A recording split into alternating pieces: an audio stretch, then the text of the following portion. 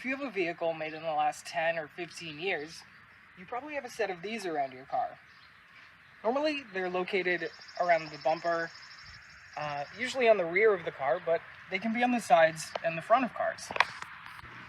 These types of sensors are commonly found in manufacturing. Think about an Amazon box moving down a conveyor belt. A proximity sensor is going to sense each box and count it, or potentially send a signal to push it off the line later. Just about any new car today is going to have a set of proximity sensors that work with a backup camera, a stop feature, a parking aid, and some people won't even buy a new car unless it has a backup camera today.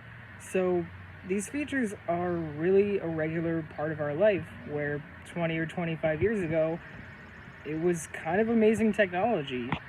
Here is a digital model of a car. In this model is a simple proximity sensor system.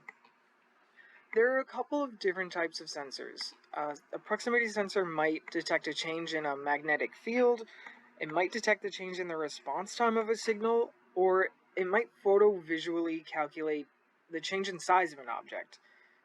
All of this comes down to a couple of simple things. Proximity sensors will have 3 wires. One for power, one for ground, and the third wire sends its signal to an onboard computer. This computer translates all of the signals and gets everything working together, ultimately to make a beeping sound to warn you about a potential hazard. One of the big questions about these technologies is, do they make for a lazier driver? Have drivers become more ignorant of everyday hazards around them, even while they're doing simple things like parking? In the UK, over 50% of drivers reported using a driver's aid every day. 15% of these people said they rely on the technology heavily.